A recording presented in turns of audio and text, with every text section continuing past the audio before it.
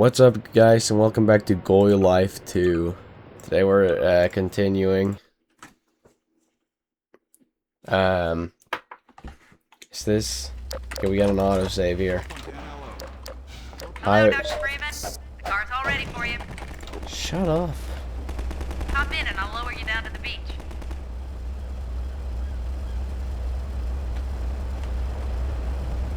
How close do I have to be for my character to lower his gun? That close. Okay.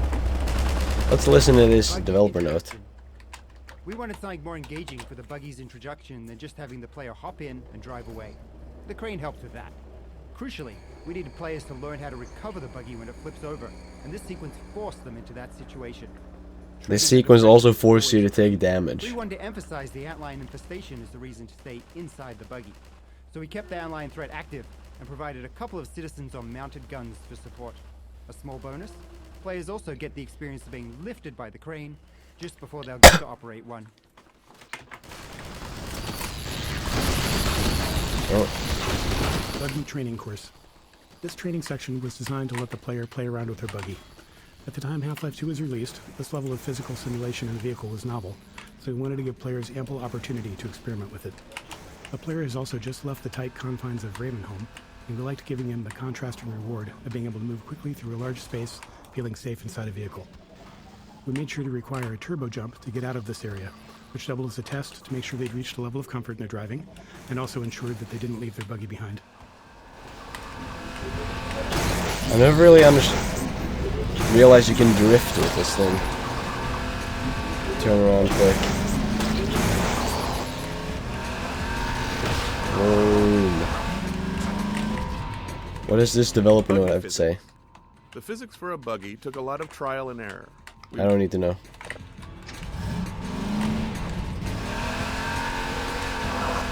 Woohoo. Wow.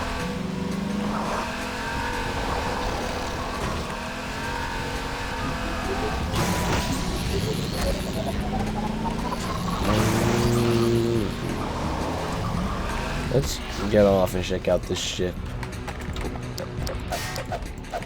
Wow, this is an awesome boat. Right, this is awesome.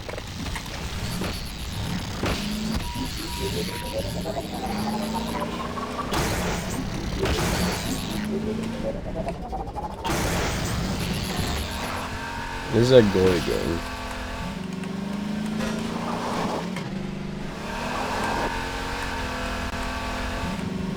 Turbo overkill. Bad video game.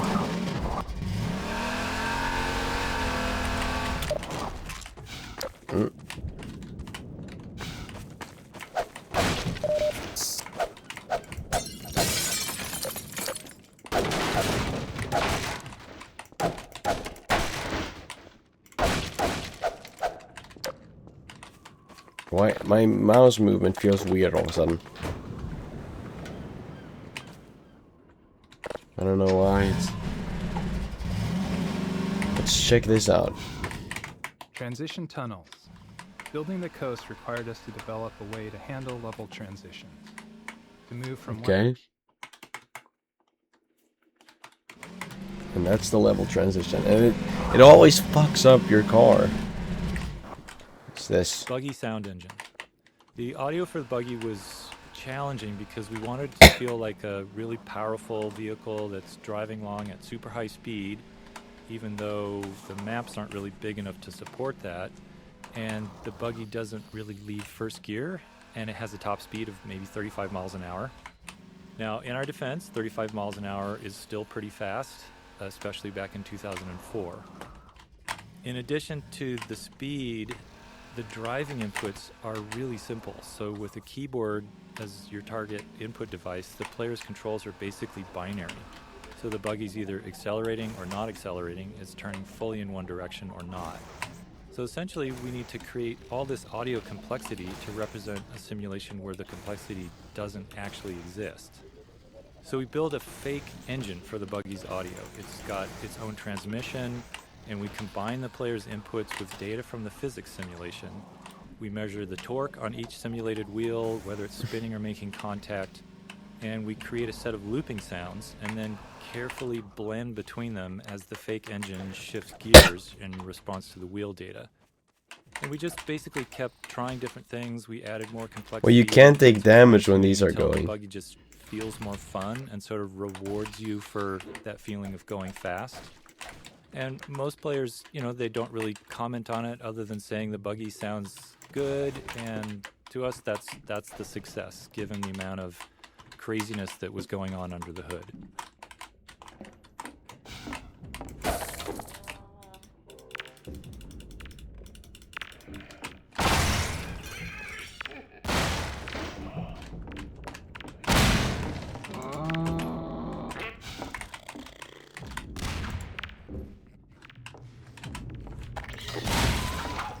Dude. Why does it laugh when it dies? Oh.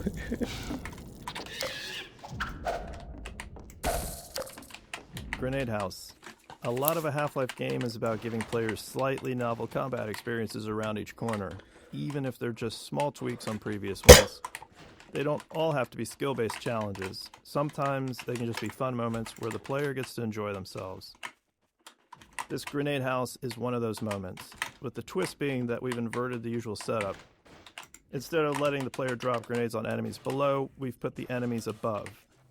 The unlimited grenade box is a somewhat clumsy way to encourage players to engage with the scenario, but its invulnerability also ensures the players can still climb up to the floor above, even if they've blown up everything else.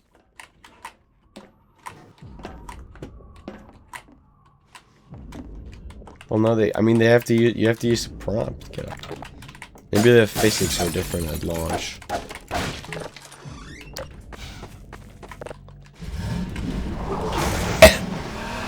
Boom.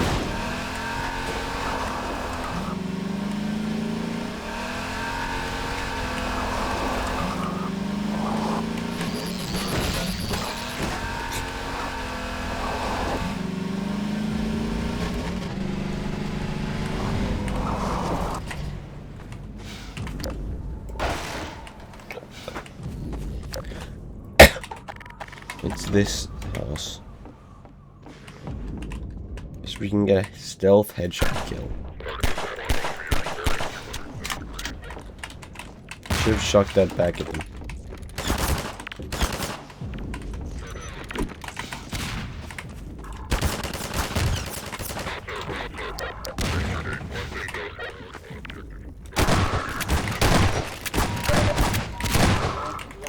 What?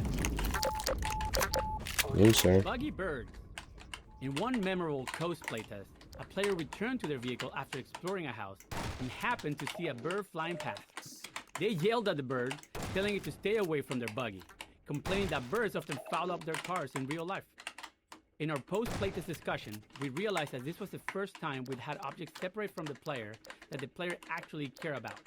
We saw it as an opportunity to explore, so we built a system to deliver the moment that playtesters feared. When the player leaves their buggy alone for a while and is out of sight, we spawn a seagull at a random location on the vehicle frame.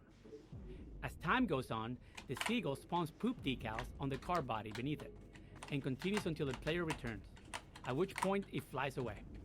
Naturally, playtesters wanted to be able to clean their vehicle, so we added the ability to wash the car by driving it into shallow water. It was late enough in development that we already had the tech for all of this, so the feature was quick to implement. It's one of those cases where we know only a small percentage of players will discover it. But if we can implement these kind of details efficiently and have enough of them, most players will encounter at least one. Yeah. That's actually really cool. Is that the game, man? Open world loot. The openness of Coast introduced a new problem for us in how we distributed item rewards.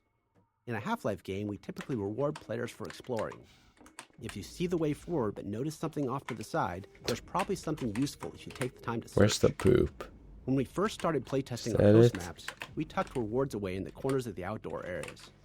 However, this led to a worse experience with the buggy. The wide open spaces meant there were always lots of small areas that looked like they might contain something, and players kept stopping and getting out of the buggy to search. It became tedious and interrupted the fun of the level. Don't So we die. removed those scattered rewards. But this raised a new problem. How do we tell the player when it's worth getting out of the buggy? After some thought... Dude, why is it rolling This kind of backwards? human construction would always come with gameplay content and exploration rewards, while purely natural areas would be left empty. We couldn't tell players this directly, but it aligned well with their natural assumptions, and we reinforced it consistently with areas like this. Goy game.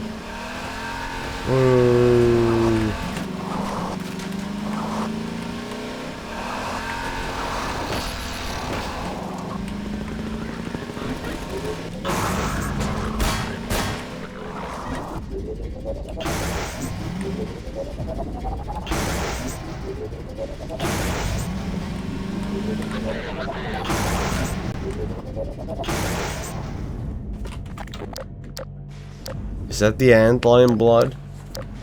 How did it spawn there?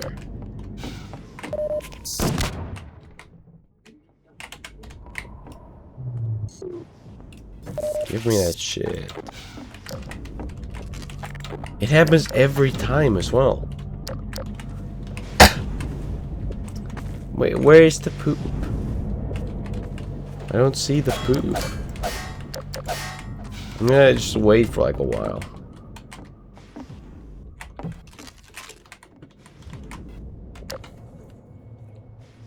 Look at this beautiful coast. Oh, there's a grenade over there.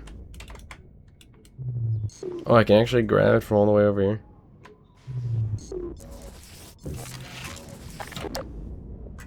Can I like...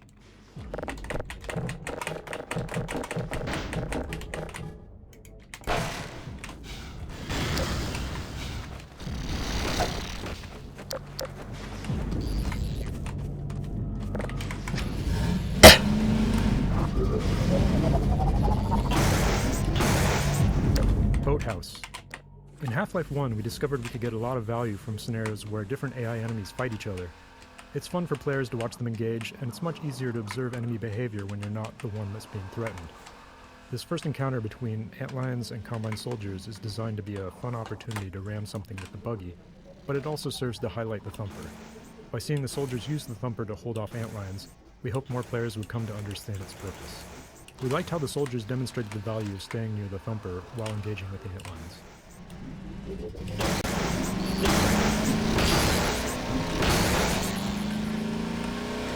Okay, we're heading towards New Little Odessa now.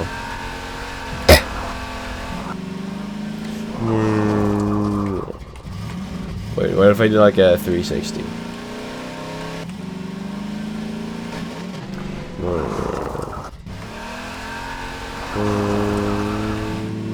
Yeah. Okay, that was terrible.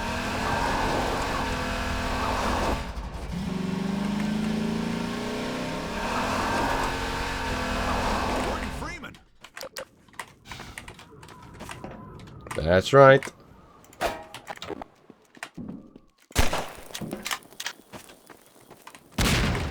Gordon Freeman! Hurry, get in the basement. We're expecting gunships at any moment. Colonel Cupboard will be glad to see you made it. This steerable rocket launcher is our best bet for taking down a gunship. Ah, hello. I'll be right with you. Now, where was I? Ah, yes. Using the laser guide, you can steer your rocket past from shooting down your rocket. This will only anger it at first, but if you can survive long enough to make several direct hits, you'll be rewarded with a prize worthy of any mantelpiece.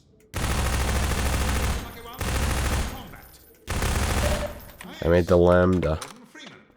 Couldn't have asked for a finer volunteer. But I didn't volunteer. Colonel Odessa Cubby. Yeah, I'm Laser-guided RPG. The laser guidance feature of the RPG was a huge headache for us because it was difficult to teach. Many playtesters would fire the RPG and then immediately duck behind cover, which meant they didn't see the rocket's flight path. Even worse, they didn't realize the rocket was now turning around to fly back at them.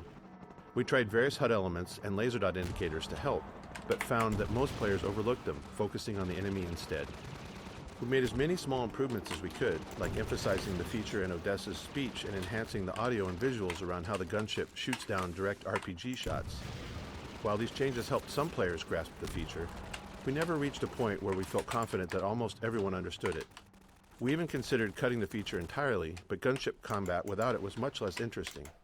The laser guidance forced the player to keep the gunship in sight while the rocket was in flight, but that also meant the gunship had line of sight back, creating a tension we loved. They really make games for the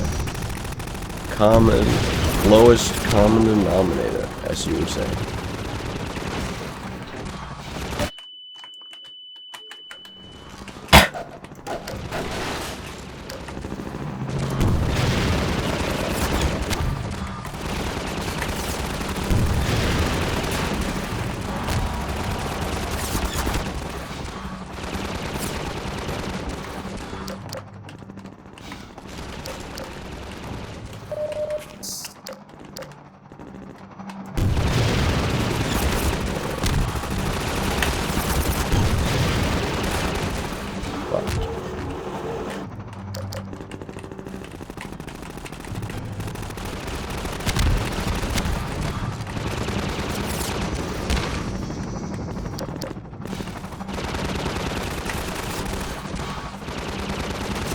I'm gonna shotgun barrel at him. Fuck you. This steerable rocket launcher. This is my latest save. Bet for taking down a gunship. Ah, hello. I'll be right with you. Where was I? Ah, yes. Using the laser guide, steer your rocket past the gunship's defenses and prevent it from shooting down your rocket. This will only anger it at first, but if you can survive long enough to make several direct hits, you'll be rewarded with a prize worthy of any mantelpiece. Now, who's going to be the lucky one to carry it into combat? Ah, yes, Gordon Freeman. I couldn't have asked for a finer volunteer. Colonel Odessa. Yeah, shut up. At your service.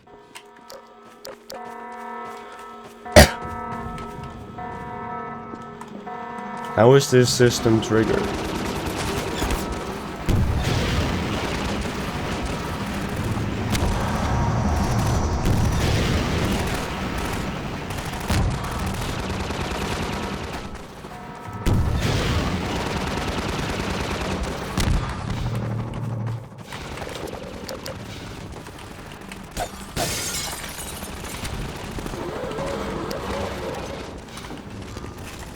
Look out, Dr. Freeman.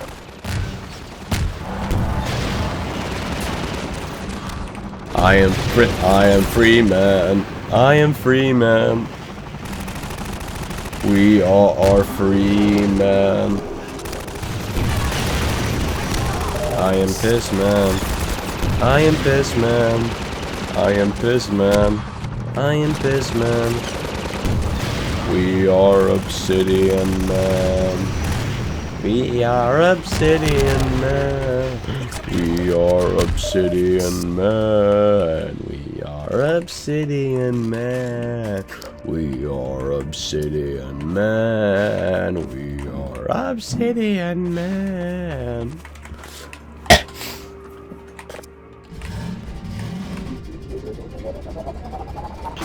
I really wish you could blast people in this game. Combine gunship. The gunship was an interesting problem. Okay. I'd listen to awesome ambient music. Ambient. That's that. I gather you've disposed of that gunship, Dr. Freeman. Oh. Your reputation, sir, is well deserved. Shut the fuck up. So have someone open the gate for you immediately so that you can drive on. I understand that Dr. Vance is in great need. Use extreme caution with approaching. Oh, and his voice line just cuts off. Can I stop playing this game? This game isn't fun.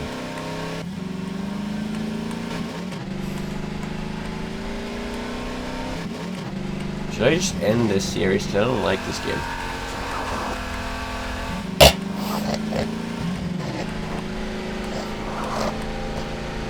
You gotta play through Highway 17 and Sand Traps Day, then it's Nova Prospect and Entanglement next time.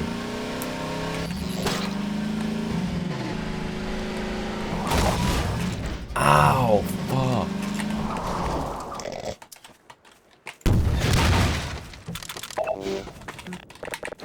in. D2 Coast 04. This map was actually the first area of coast that we built. Where's the big before plane the that's train supposed to and be other here? elements existed. The drained seabed and rusted ships were some of the earliest pieces of art direction we developed. Years later, we showcased the map in our 2003 E3 demonstration. Though much of the Oh my god, I love the laser guiding. It's not an awful As a mechanic at all. result, when we began building out the entire coast section, that demonstration became a useful vision for us to work toward.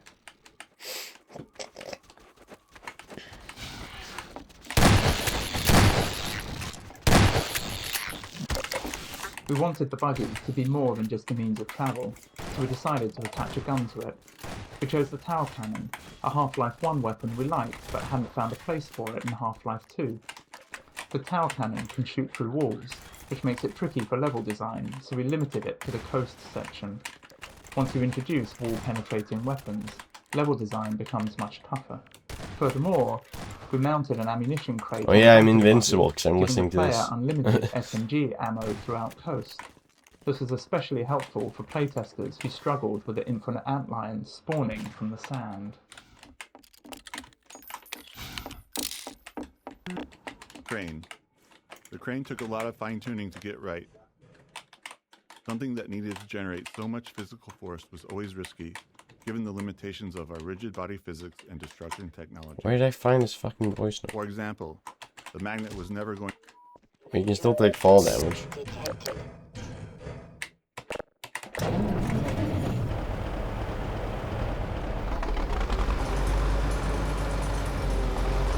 Oh yeah, I have to get my buggy. I always forget that.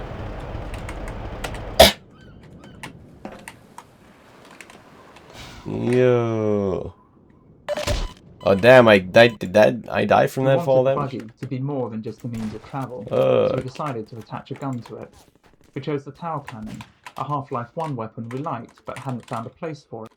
Oh, where's he at? Why did the voice? Why did he stop? Why is this off? Why did this stupid combine turn off their thing?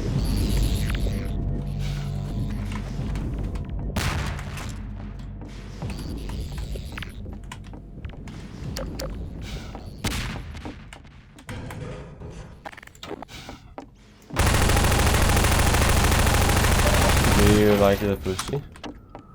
Do you like the pussy, boss? Let's fuck this game. Is there any other way around? Why did I fall off? Tommy, and it'd be like, why did I fall off? Can I shoot this down?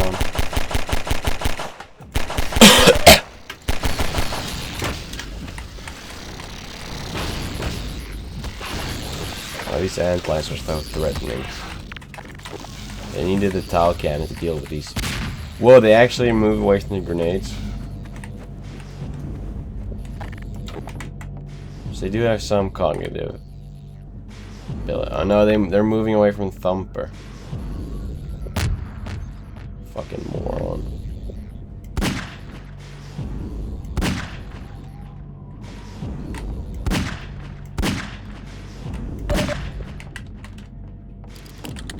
Fucking die. Let's do this.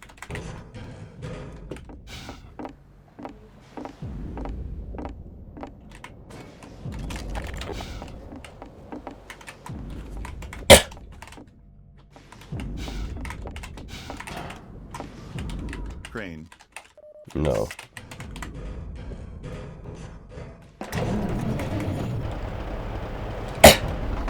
Why does it start up when I touch the ladder? That doesn't make any sense.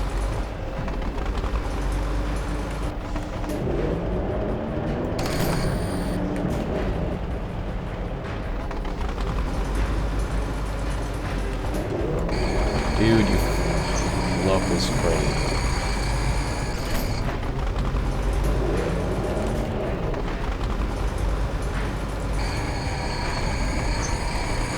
This part's so fucking annoying.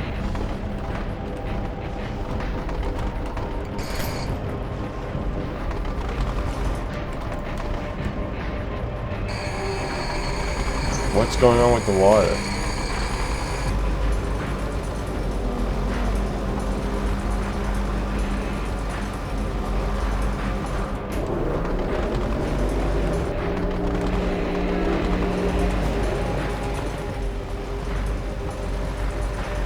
Here you go. Fuck.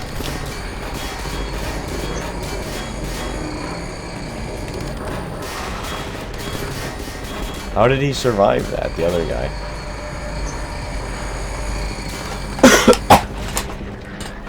There we go.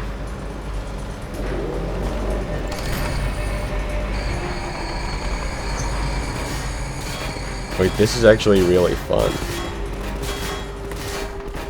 Why am I having fun in Half-Life 2?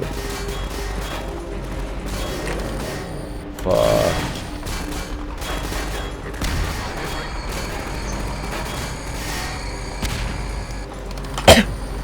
Can they even hit me? Where's my buggy?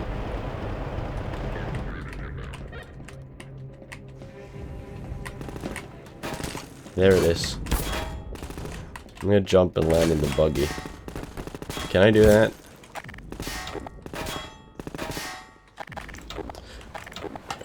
Oh. But my hope will never die. Fuck. But my hope will never die. I don't think that's possible. Fuck, I was too far away.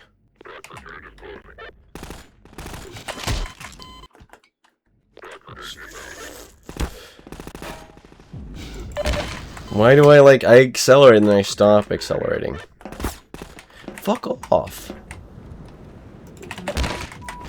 Oh.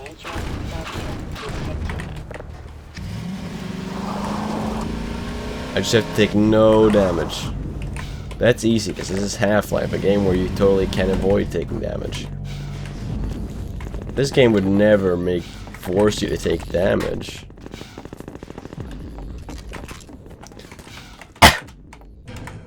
Half-Life would never do that.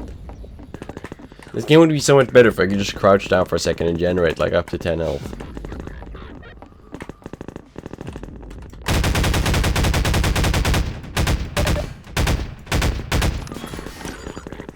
And I guess I do have to just play better if I'm on low health. I could just do that, you know. But I still don't think it's fair. It's not fair.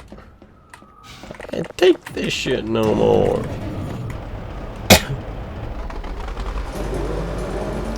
What? Those are like the most German buildings I've seen in my life. There's the fucking buggy.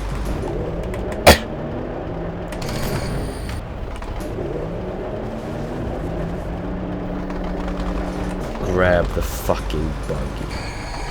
How are you fucking... How did he miss it? Or not he, how did the crane miss it? I don't know if the crane has a gender. Maybe the crane is woke. Did that antline just despawn?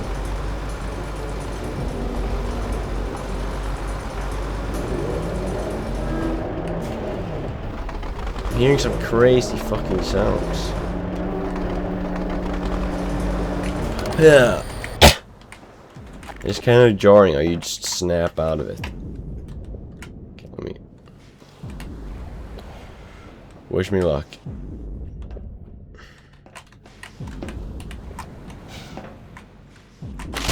But my hope will never die.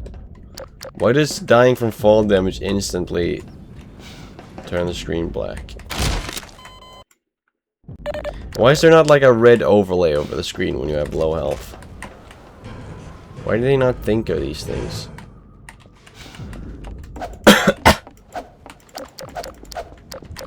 Do they not want immersion?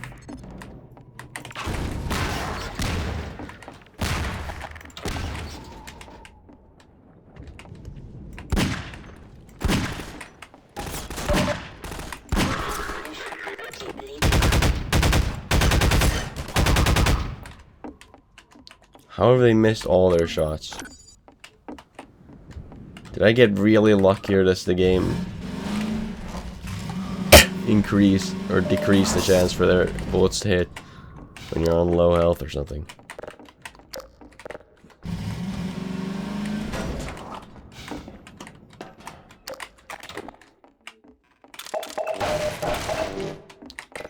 You always get 100 energy and health here.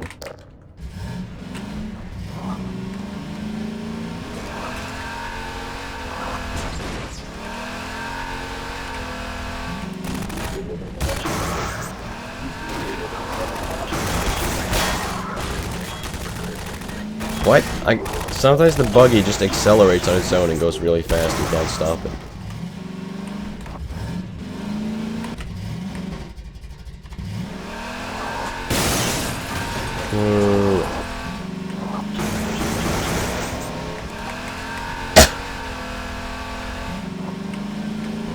I think you can kill the gunships with your stout cannon.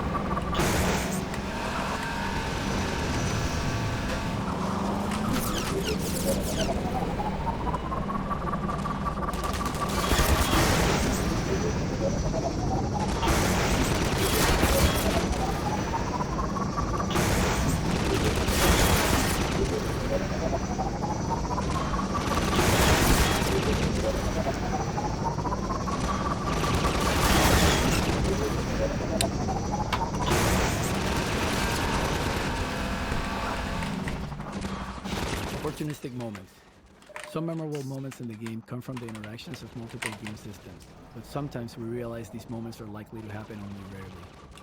When that's the case, we often wish more players would experience them. There's a tension here. The more we know players will encounter something, the more effort we can put into it. But if it feels too artificial, the moment can come across as forced, and players may not respond as positively. The gunship cinematic theft is an example where we nudge things a bit, trying to increase the chances of a memorable moment without being too obvious. The design of this area and the gunship's flight path make it likely that the player and the gunship are in the right spots when it dies.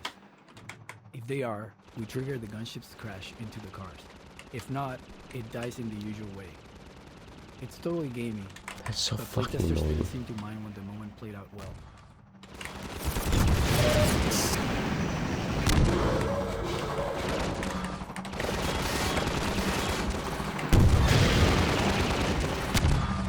What? How? Could have sworn that thing was behind me.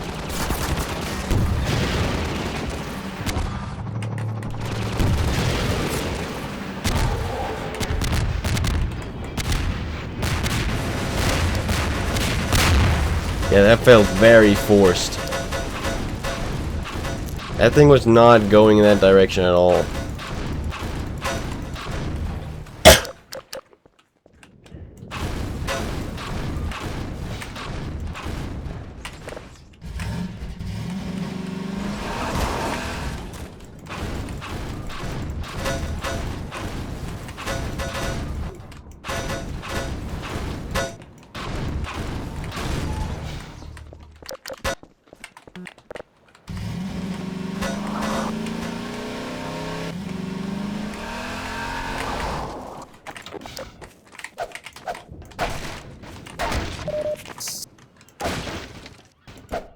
Health. Oh. Fucking hop in.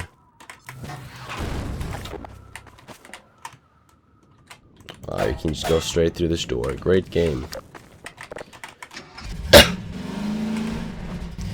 And I think that's the end of Highway 17. I think it's sand traps next. No, it's the bridge first, then it's sand traps. Maybe Highway 17 will be its own video. What the fuck is wrong with this game? What is that bullshit? How do you manage to code something this badly? Why does it just like flip around? Like I did not change the input.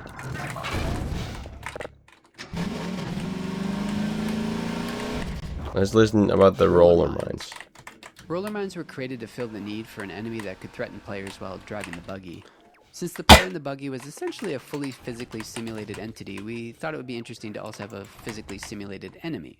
The manhack had already shown us how this approach could lead to an enemy with lots of interesting interactions with the world.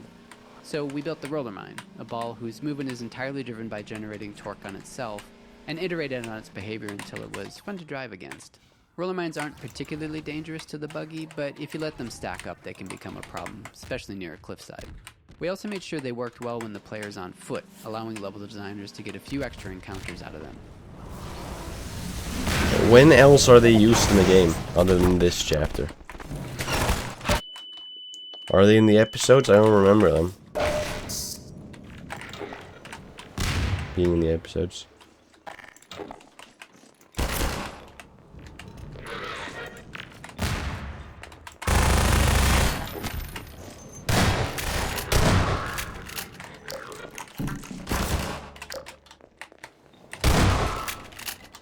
You can just kill every enemy by walking up to them and double tap.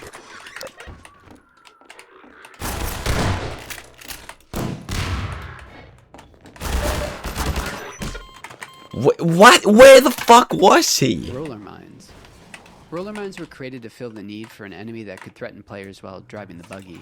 Since the player in the buggy was essentially a fully physically simulated entity, we thought it would be interesting to also have a physically simulated enemy. The roller mines do show up in episode 1, don't they? Could lead to an enemy with the worst Half-Life game.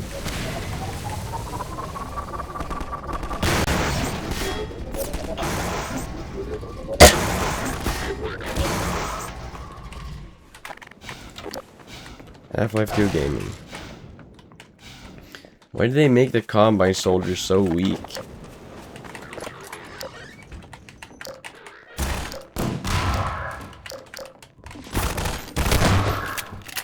Ambush.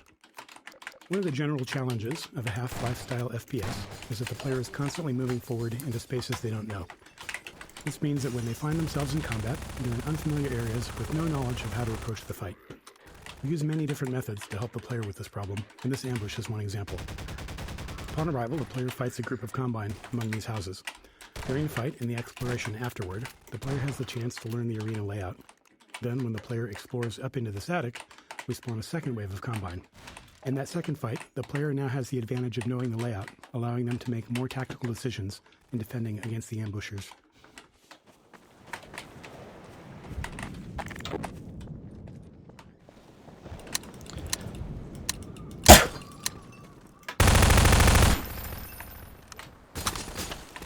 Crazy how the window doesn't break after all these bullets.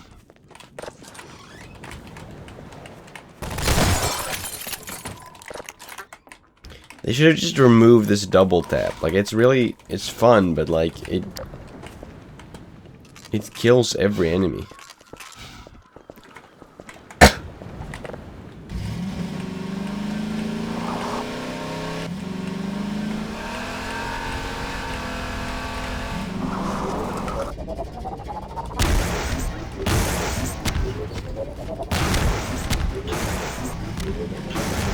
Why do they set up this barricade?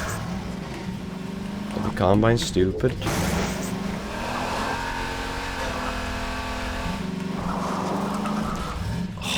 And then you use the brake for 1 second and it just flips you around entirely. I do like you can get out at any time. This is the player's first opportunity to get the crossbow in the game, and looking back, it's somewhat surprising we didn't gate it. It's entirely possible for the player to drive right past it. To make that less likely, we set up the roadblock and vantage point to encourage players to get out of the buggy, at which point they'd spot the crossbow and item crate. Playtesting showed that almost every player stopped and collected the weapon, but this is a case where the difference between playtesting and real play might matter. A playtester who's been playing since the start of Coast may not be as fatigued with exploration as someone who's been playing from the very beginning of the game. So, we placed another crossbow a few levels ahead, directly on the player's path in Nova Prospect.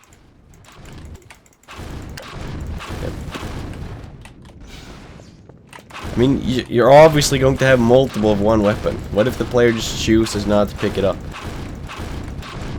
And the weapon is just gone, they just don't get another one? The player has to get the weapons somehow. How else are they gonna play the rest of the game with an incomplete arsenal?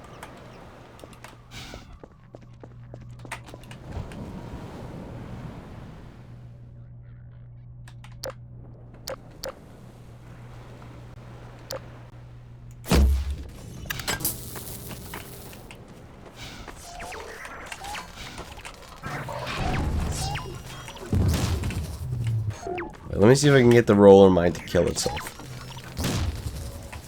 Bye bye.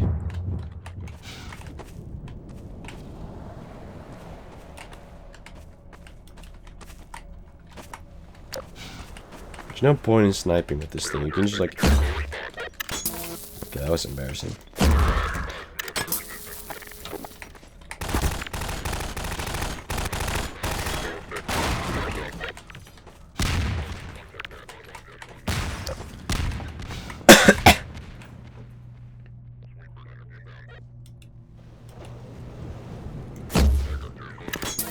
How did that miss?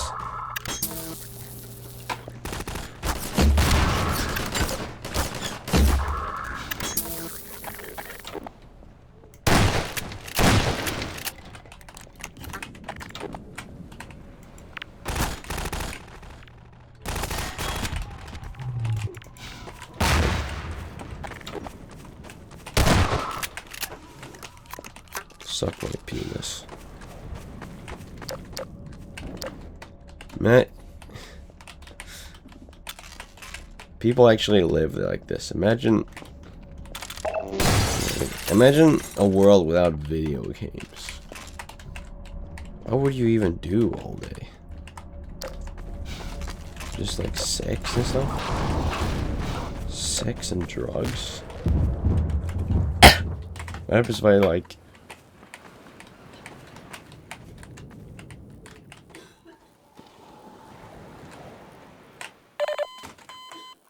Come on, there's not even like a leg break sound.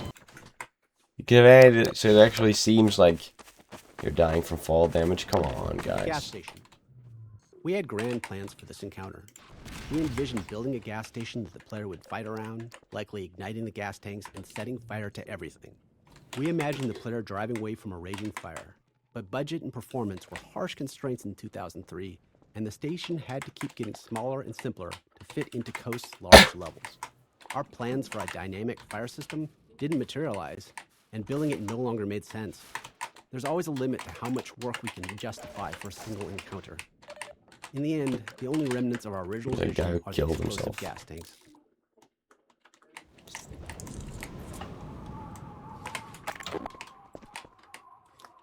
Combine human monkey.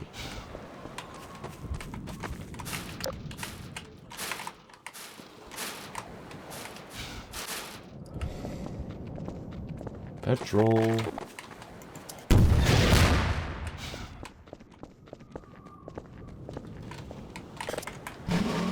Why do I like point it over there and get out? Alright, station. That's really fucking awesome.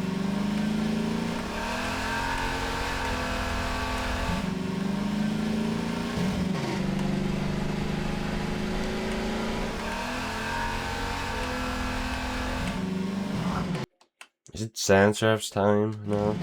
No. It's the bridge.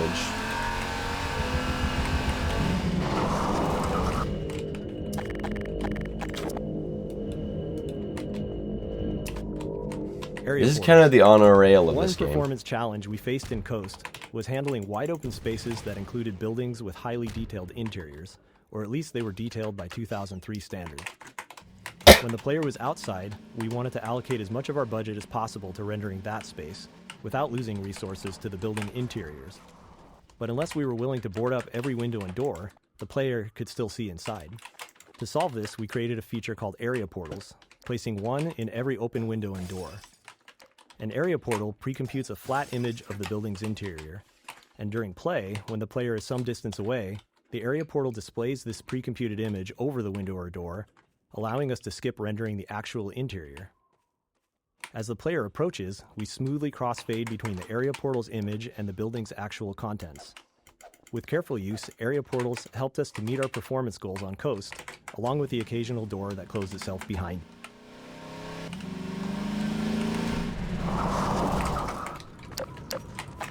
I really wish they tried to do like what Resident Evil 4 kind of fails to do. Which is the doors close without any sound. And Resident like completely unnoticeably. But Resident Evil 4 fails at that because it fucking clips to your camera.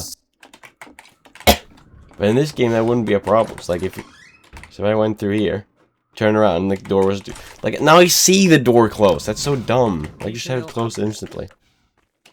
Once we had outdoor sections running, it was clear they needed some form of high-frequency detail. Half-Life 2's So we added awesome small melee foliage combat. elements, like grass and shrubs, across the displacement terrain.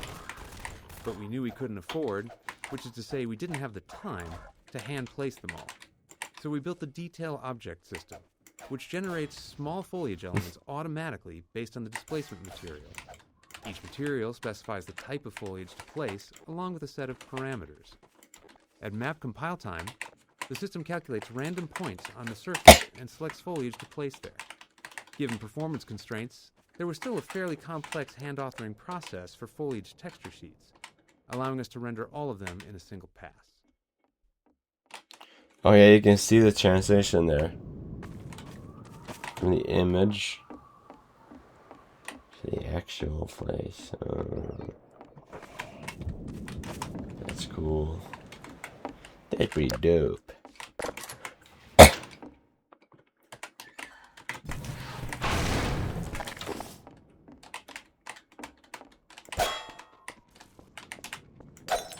Succulent. What is? Am I being arrested for enjoying a succulent Chinese meal? Get your hands off my crowbar.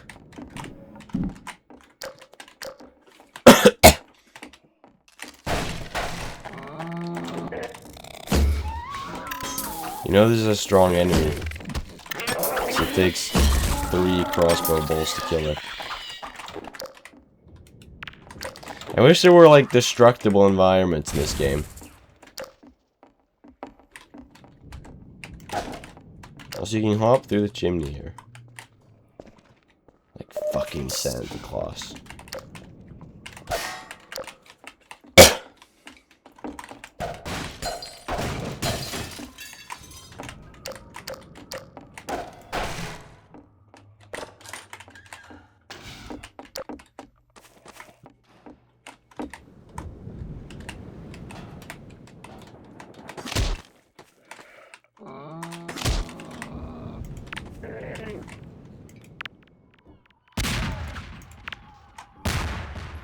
Take that.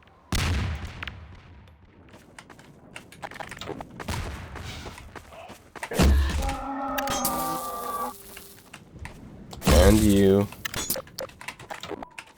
I nail it to the wall.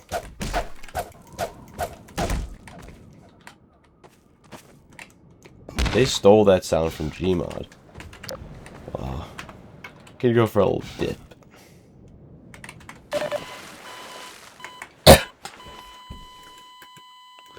Okay then, I won't go for a little dip then.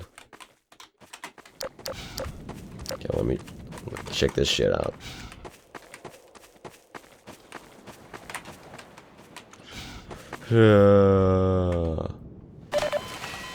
Fuck.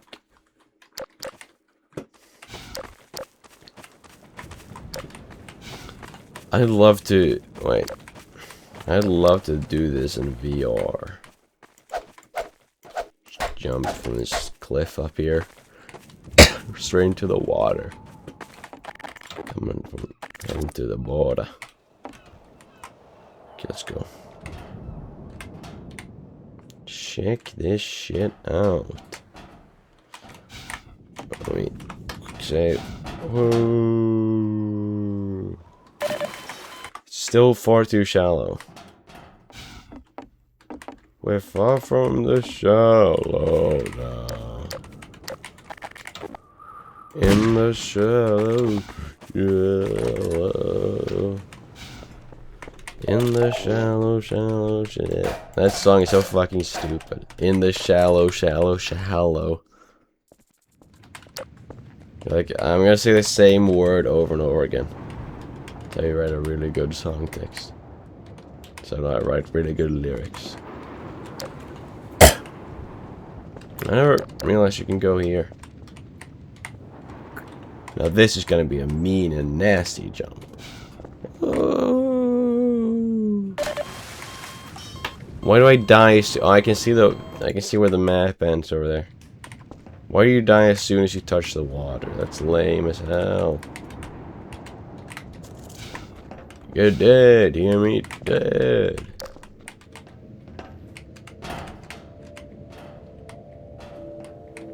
Let me try and land on that box. That what? What is he trying to land on? Does that head crab look, or not the head crab, the barnacle look a little funky.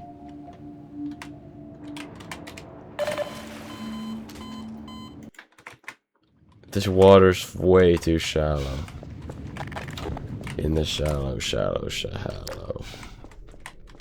We're far from the shallow now. The bridge. Who cares?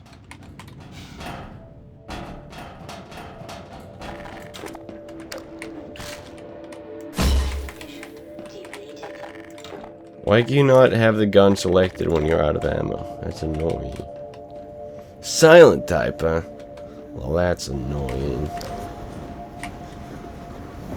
So, you after this guy too, or just here to hunt some demons?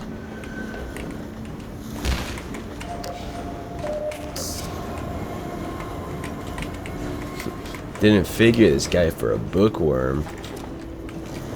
Yeah, that's one way to get yourself shot, buddy.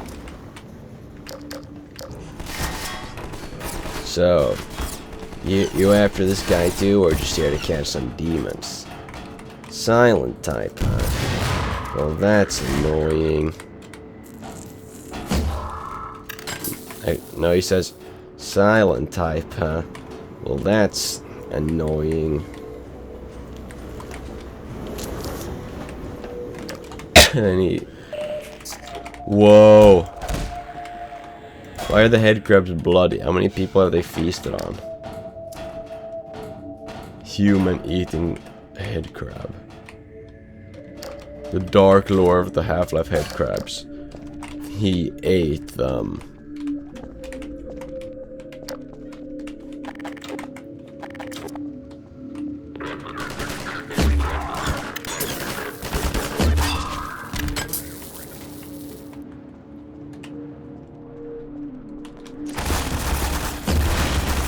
Half-Life 2 has such brilliant combat.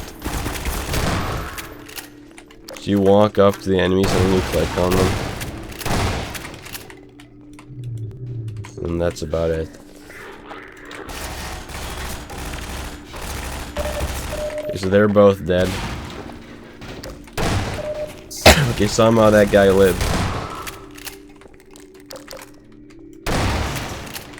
This is why Half-Life 2 is better than Half-Life 1. Check out the awesome combat.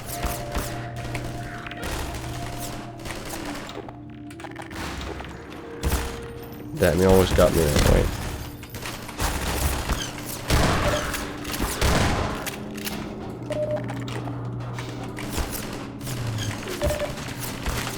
Fuck. You're going to pay for that. I was trying to catch his grenade and throw it back. I haven't managed to do that a single time, and that's like the main mechanic of this game, isn't it? How did they not die from the rocket? Fuck.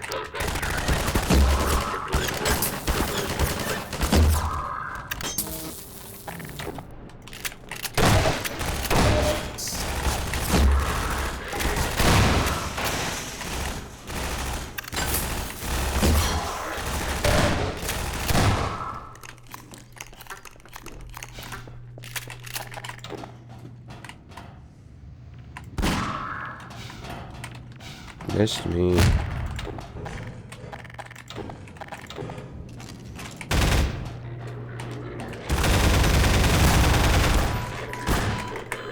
Why do you say Metal Gear and then contact?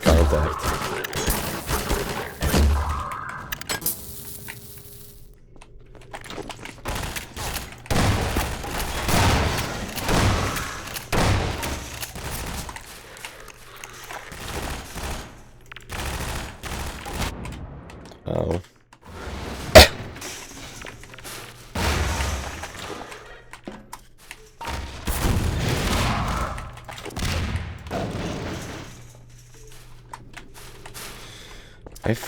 This shotgunner's like the only hard enemy.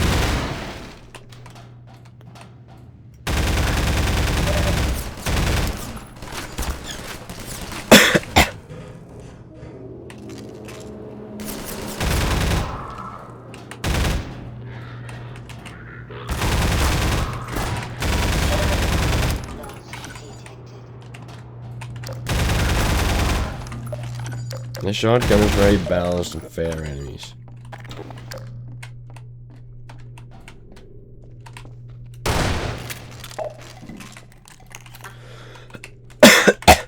This game is so boring.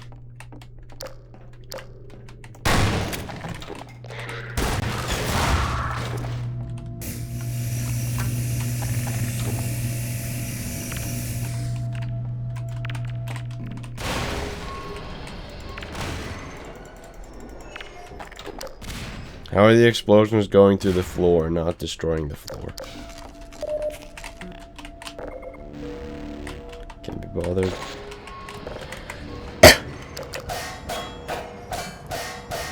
Charge fucking faster. Charge my fucking asshole. Charge me, Doc.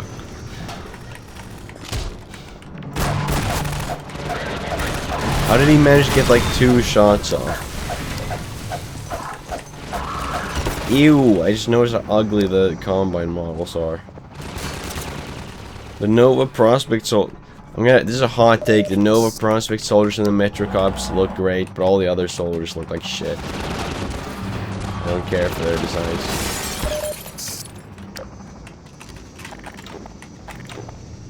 The Metro Cops are like instantly the coolest looking things. Like the Combine Elites are also like really lame. They have like one eye and they don't look menacing at all. The one eye makes them look goofy and lovable. We were particularly happy with the gunship fight, despite it being tricky to set up given the level geometry. Being on the underside of the bridge allowed the gunship to move fully around the player, using all 3 dimensions to position itself above and below at different moments.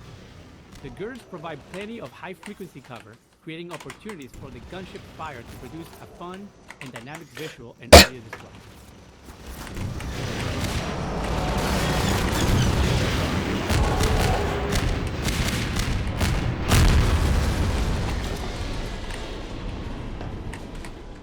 There we go. Bridge playtesting. The bridge section was always a high point in playtests, with testers consistently having strong reactions to it. The tension they felt while slowly making their way over the girders was visible in their movements. Over time, we layered more challenges into the traversal, and playtests only became more entertaining to watch. From the train rumbling across the bridge and shaking the player, to a surprise head crab in a shack that seemed like a safe haven midway through, we did feel a little guilty relishing the playtesters' visible stress, but we weren't total monsters. After players made it across the bridge, they'd breathe a sigh of relief, disable the Combine shield, and then realize they had to return across the underside. Concerned they might be bored on the second trip, we decided to add a gunship to keep them company out on the girders. Lamau. Pranked. How is he alive?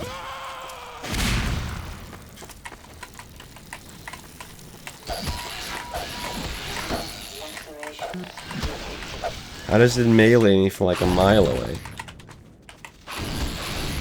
From like a mile away. You know, one of those mile aways? Oh shit. Fuck, it's a shotgunner, so I'm dead. No, why am I back here, man?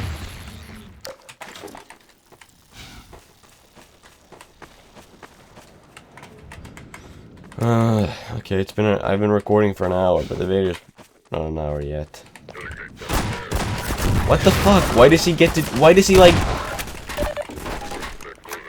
like a semi-auto shotgun? I guess it is.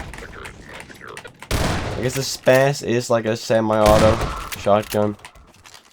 But my version is not semi-auto. I mean, maybe it is, actually. What do I fucking know? What the fuck do I fucking know?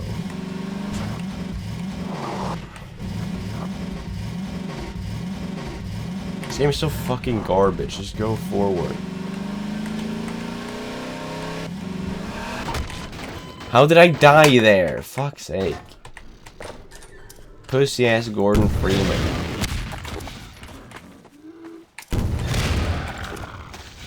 It's cool that it gets cut in half, but I wish he would get gibbed.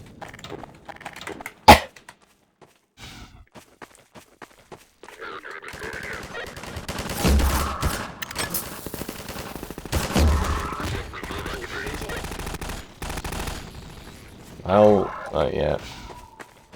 For some reason, the antlines can one-tap all the Combine. Because the Combine are really fucking weak.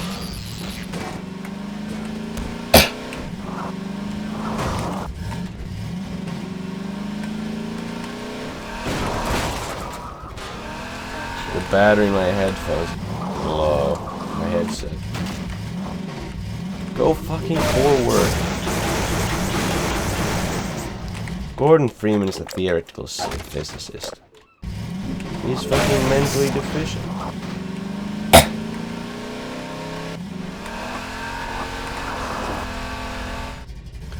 And then he starts driving the other way. What the fuck?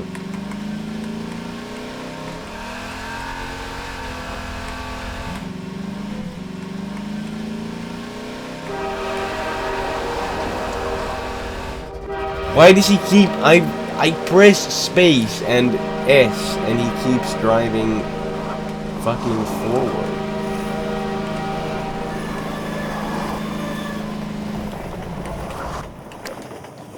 Fuck you, fucking train, you are so fucking good.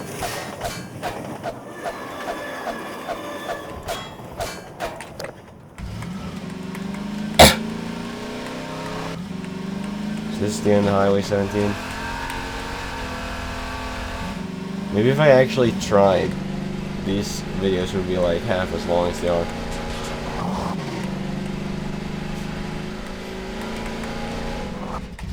Yeah, this is gonna be the end of this episode.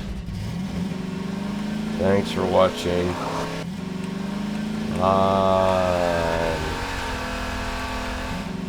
Fuck you. Why does the message appear instantly?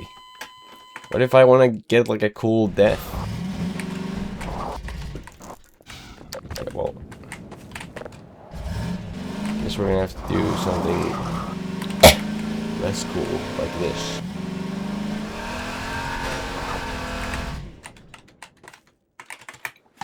This fucking sucks. This game is so garbage. Bye.